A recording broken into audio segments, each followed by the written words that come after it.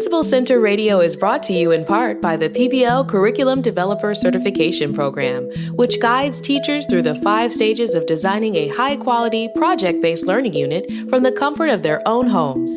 If you want your students to work collaboratively and apply their creativity to solve real-world problems while mastering essential standards and learning targets, learn more at amybaeder.com/certification. Welcome to Principal Center Radio, helping you build capacity for instructional leadership. Here's your host, Director of the Principal Center, Dr. Justin Baeder. Welcome everyone to Principal Center Radio. I'm your host, Justin Baeder, and I'm honored to be joined today by Dr. Amy Baeder. Amy is the director of the Project-Based Learning Network and the creator of the PBL Curriculum Developer Certification Program. And we're here today to talk about creating purpose and consistency for students with project-based learning. And now, our feature presentation. Amy, welcome to Principal Center Radio. Thanks for having me. So we're recording this in the middle of May 2020 when the current school year is wrapping up. It kind of got disrupted in a rather unusual way, and there's still a lot of uncertainty about what school will look like when it resumes in the fall and how the coming year will unfold. What opportunities and what circumstance do you see that we're in with regard to curriculum, Amy?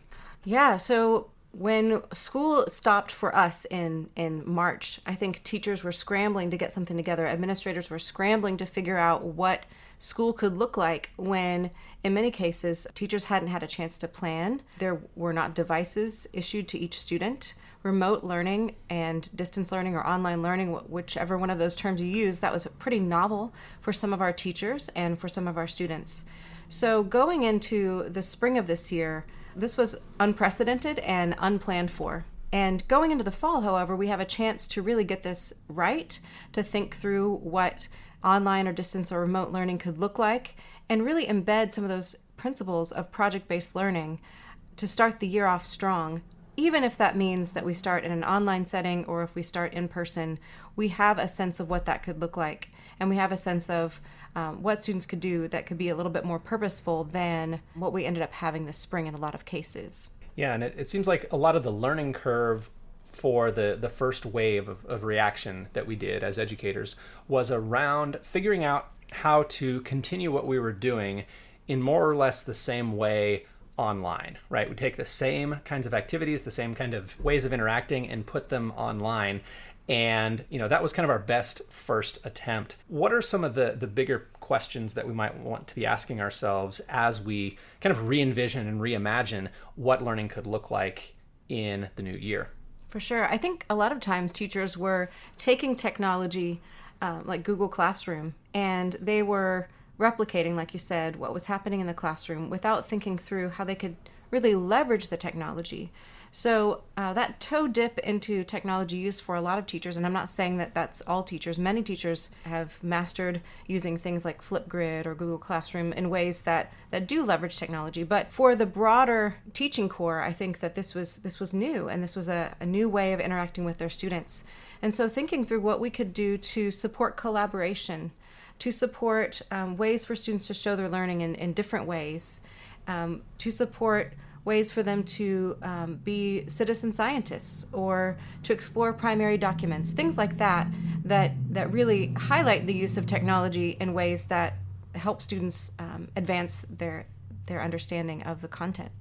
Yeah, and I think one of the big obsessions, I will say, for better or for worse, one of the big obsessions early on in this shift has been around video conferencing. Are we allowed to use Zoom? Do we need to use Microsoft Teams? Should we meet every day? Should we have some sort of staggered schedule where we check in every so often on video with our students, with our classes? And I am hearing a lot of pushback and a lot of kind of people being at their limit when it comes to being in these online meetings with their students all day.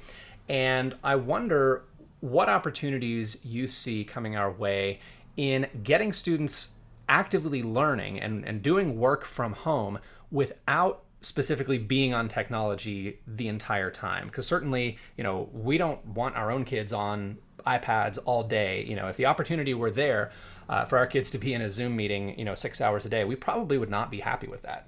Absolutely. And as someone who's been there and tried to kind of mediate FaceTime calls or Zoom meetings with our kiddos and their classmates or friends, it's exhausting just to be on that mediation side, let alone with a classroom of students. So props to those of you who are working in that space, but just know that remote learning can look a lot different, and especially with project-based learning, it doesn't mean that students are sitting in front of a device for the duration of the class time that you have with them. Ideally, they'd be creating something. They could be launched into the work in a digital space or given their assignment in that way and demonstrate their learning in that way, but maybe the core of their learning happens with pencil and paper or with some sort of materials that they're using, manipulatives, things that they could access in ways that aren't always just eyes on a screen 100% of the time. So I think that there's definitely some creative thinking that we can do around that so that we're thinking more of PBL in a remote learning setting rather than just digital or online. Now, I know one of the big elements of your curriculum developer certification program is around finding a real world problem for students to tackle. Like the authenticity of the problem is a lot of what makes a PBL curriculum motivating to students. And I think as this pandemic has unfolded, we've seen things like making masks or solving scheduling problems or just solving real problems for people in the community or in the broader world. What opportunities do you see for teachers to engage their students in solving some of those problems through PBL? For sure. So I think initially when this all went down, everyone was super excited about sending out links and resources to free, maybe there's a Facebook Live at a zoo or there are online things that kids can do. And so people are sending links around and there's link overload, right? And so I think that what PBL can do is streamline that so that there is consistency, there is purpose behind the work that students are doing, behind the links that they're accessing, and that the project-based learning arc actually gives a story for why kids are doing what they do.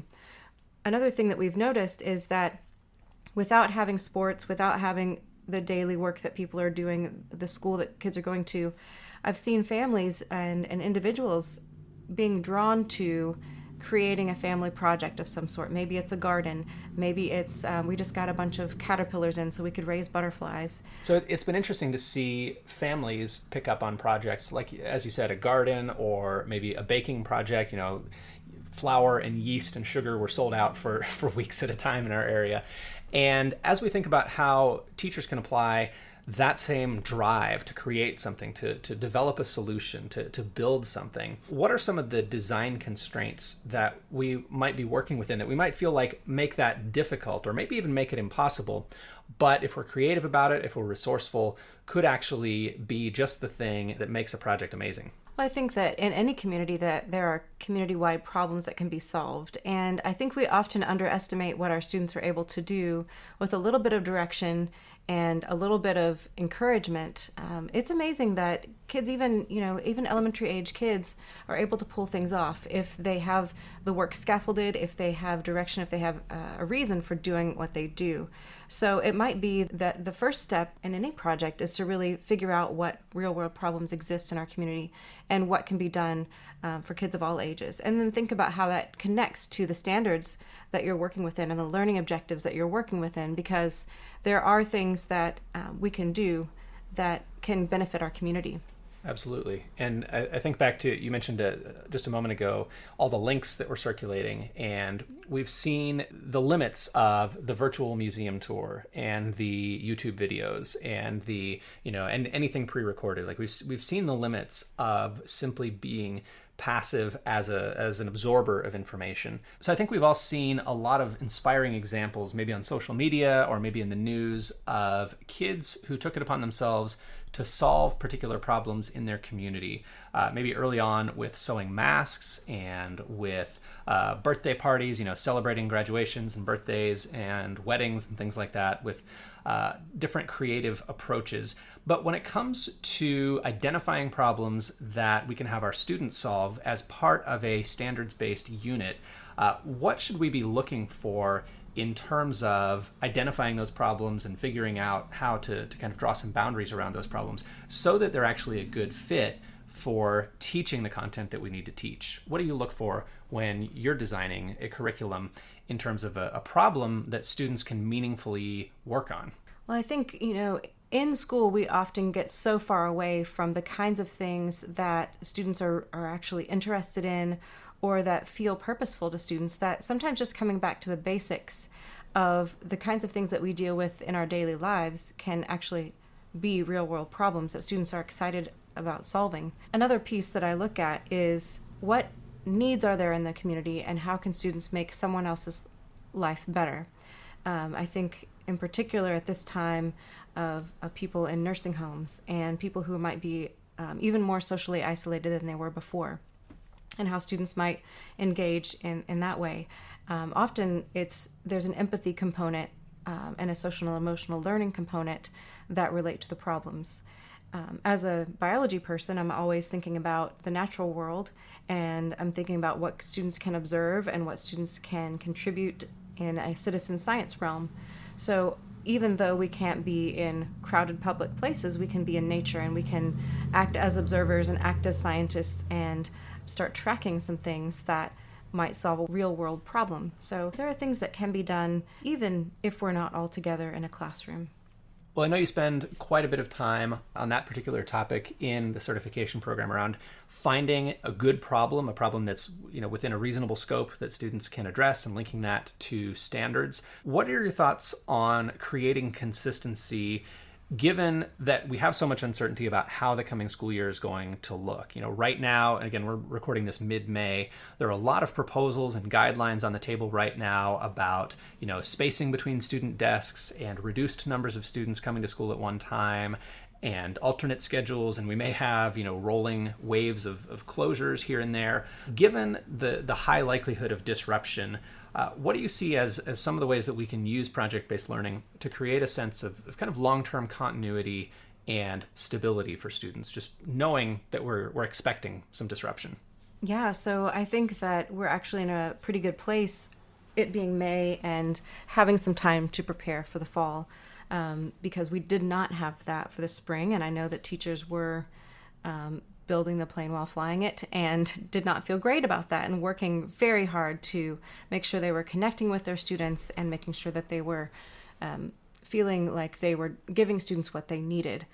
Well, at this point, with summer coming up, I think that whether we are primarily in a digital space or an in-person space, we'll have a way to plan for that and to provide students with consistency. And I know that there's one Washington State university that's going to be online for the fall that I know of, and there are some universities in Arkansas that will be in person in the fall. And each district I know will face different challenges in figuring out what that looks like. However, what PBL can provide is a sense of consistency. So even if things change, even if I'm in front of my classmates one week and we have to reconsider as flu season comes about and illnesses of COVID-19 might come back, we will have our project to work on, and we will have our classmates to work with, and we'll have purposeful work in that project, whether it is online or in person. So that should be the common thread, is that even if things change in our configurations and our seating arrangements, things like that, we're still working on our project, and we have a sense of meaningful work ahead of us. Well, as you said, it was kind of a scramble to figure this out in the spring of the 1920 school year, because we didn't know it was coming, we didn't know what it would require, and just the logistics of taking things online and providing resources to students remotely and figuring out how to best support them, really didn't give us the opportunity to be proactive. But we do have the opportunity to be proactive for the fall, for the new school year. And if people want to learn what the process of developing a high-quality PBL unit looks like, talk to us about the roadmap and what they'll learn from the roadmap. Well, with the roadmap, I have tried to think about what process I go through when I plan a high-quality, high-performance, project-based learning unit. So I think about where do I start, what steps do I take, and where I end up. And often I get inspiration from the standards that I need to address, of course, and then things that I might see in the news, current events, real-world problems that I will happen upon, and then try to pull those together. So how do the standards address the real-world problems and vice versa? And then once I've done that, I scope out a series of lessons that address that very problem. And I think through what kind of product I want students to create that would demonstrate their understanding and what kind of real-world audience they might share that with. And again, this might not be a real-world audience that's all, congregated in my classroom, but it might be a digital audience or a way that students could film their work and share that more broadly. So if you go to amybaeder.com/roadmap, you'll find the roadmap that I'm talking about and the step-by-step process that I go through. Additionally, I think it's important for school and district leaders who are advocating for project-based learning in their setting for you to take a look at the steps that I like to lead leaders through when they start to talk about PBL with their staff and the kinds of things that they'll need to experience and have others experience if they're going to take this on in their own setting. Of course, not every site will have to go through every single one of these steps, but it is helpful for you to see the kinds of things that you'll need to think through.